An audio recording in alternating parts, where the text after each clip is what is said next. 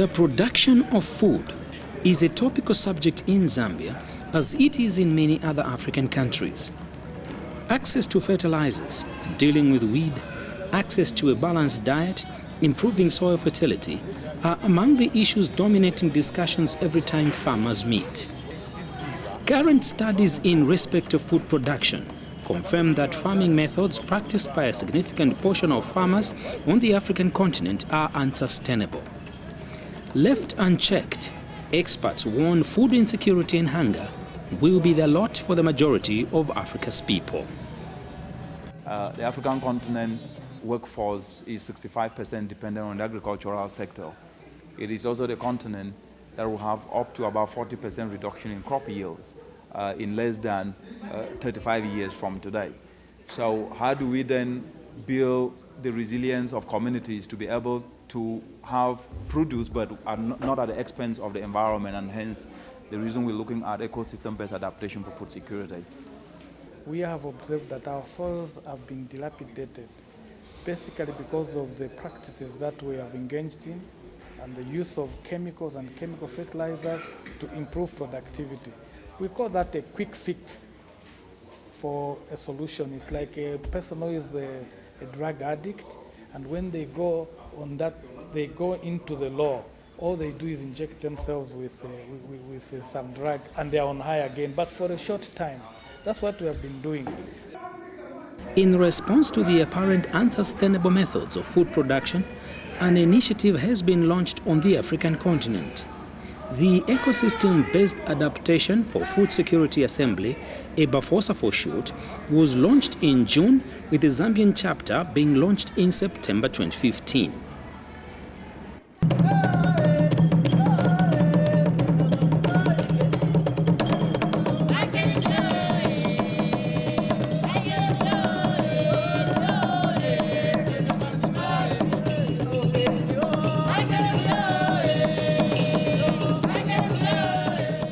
The launch was attended by farmer groups, institutions of higher learning, Hivos, a Dutch NGO working with some farmer groups on the concept of sustainable foods, and the Zambian government.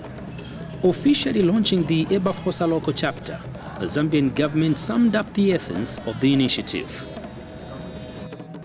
The Ecosystem-Based Adaptation for Food Security Assembly, Ebafosa, seeks to combat food insecurity, climate change, ecosystems degradation, and poverty using innovative approaches to ensure increased production and productivity at grassroots levels in an inclusive, participatory manner to achieve the sustainable development.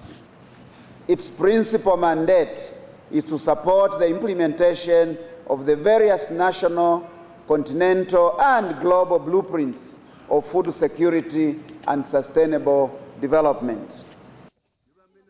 Sustainable food production, as envisaged under Ebafosa, will also include access to markets. Already, Zambia's prominent Silver Catering, a company that specializes in local foods and training in catering services, is buying locally produced foods, especially the indigenous type. Because we have a factory under Silver Food Solutions, food processing factory, they're able to sell their products to us, the vegetables, 5 main vegetables, chihuahua, katapa, amaranthus, and so on. They sell these to us, and we're able to process these vegetables and put them on the market, particularly selling them to ShopRite, Melissa, and other outlets, including Pick and Pay. We also have now the opportunity of selling to the American market, because we are one of the only two countries, companies in Zambia allowed to sell vegetables on the American market. We have a FDA certificate, and ZABs are also helping us to ensure that standards are up to date. Now that Ebafosa has been launched, what exactly will it be its activities and their relevance to the state of affairs in food production in Zambia? Well, some activities are already in place. Like you heard this morning when we were launching our branch in Zambia, There are people like OPAs that have been doing some activities in line with organic producers' production.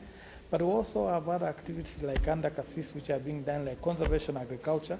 We need to move away from what we have been calling pilot projects to upscaling these projects for the benefit of everyone.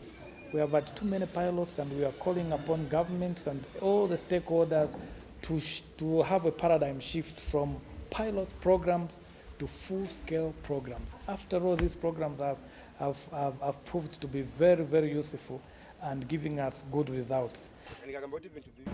On its part, Hivos has already begun engaging farmers on growing healthy foods and the sustainable management of the environment.